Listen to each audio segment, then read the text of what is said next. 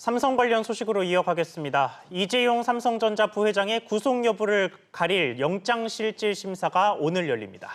이 부회장은 경영권 승계에 유리하도록 삼성물산과 제일모직 합병에 불법 개입했다는 의혹으로 2년 4개월 만에 재구속될 기로에 놓였습니다.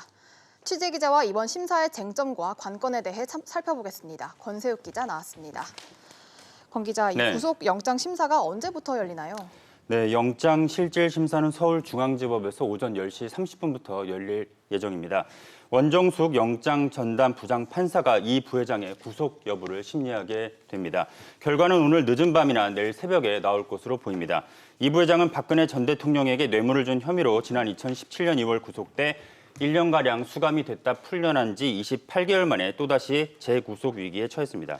그렇군요. 자, 그러면 이번 영장심사의 쟁점은 뭐가 될까요? 네, 경영지배권 강화 과정에서의 불법성 여부인데요. 검찰은 지난 2015년 삼성물산과 제일모직의 합병 당시에 이 부회장에게 유리하게 합병 비율이 산정이 됐다는 입장입니다.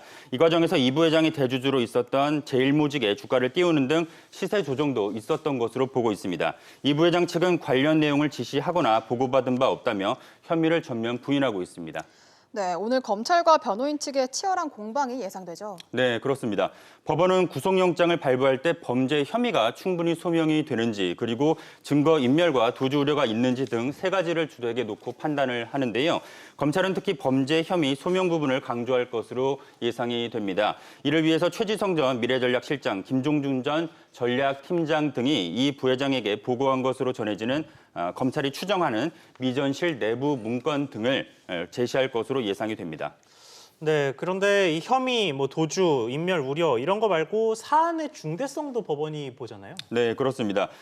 오늘 구속심사를 담당할 원정숙 부장판사도 지난 3월에 박사방 운영자 조주빈의 구속영장을 발부하면서 이 부분을 짚었습니다. 우리 사회에 왜곡된 성문화를 조장했다는 점에서 사안이 엄중하다는 점을 제시했던 건데요.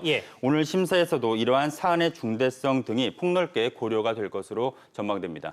네, 이 부회장이 다시 구속 위기에 몰리면서 삼성의 위기감도 커진 모습이라고요. 네, 그렇습니다. 삼성은 어제 대언론 호소문을 냈는데요. 지금의 위기는 삼성으로서도 일찍이 경험을 해보지 못한 것이라면서 이 위기를 극복하려면 무엇보다 경영이 정상화돼야 된다고 밝혔습니다. 삼성전자는 최근 비상경영에 들어갔는데요. 주요 임원들은 지난 주말에도 회의를 이어간 것으로 전해졌습니다. 네, 권 기자 잘 들었습니다.